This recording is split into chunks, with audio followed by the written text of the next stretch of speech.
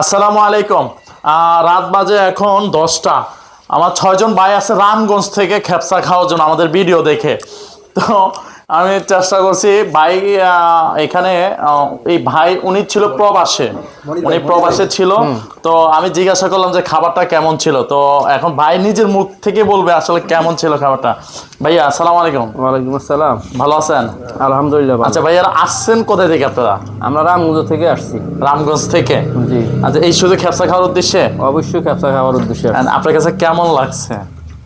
আমরা তো ভিডিও দেখছি, জি। ভিডিও দেখার পর থেকে ভাবতেছিলাম যাবো, কবে যাব। এখন হঠাৎ করেই সবাই সিদ্ধান্ত নিল আজকেই, যে আজকে যাব। তো ওই অনুপাতে এই ঠান্ডা দিয়ে আসা আর কি। তো ঠান্ডা দিয়ে আসছি এবং গরম খাবার পাইছি, মোটামুটি রুচিসম্মত খাওয়া এবং ভালোই লাগতেছে।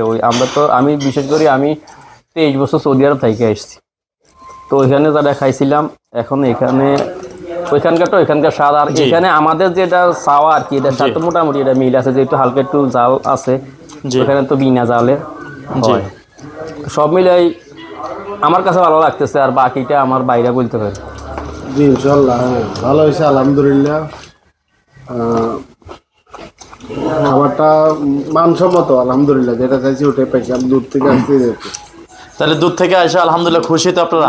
না, আমরা তো আসছি, ইনশাল্লাহ আমরা আরো বলবো, মানুষজন আসবে বা আমরাও ইনশাল্লাহ দ্বিতীয়বার আসবো।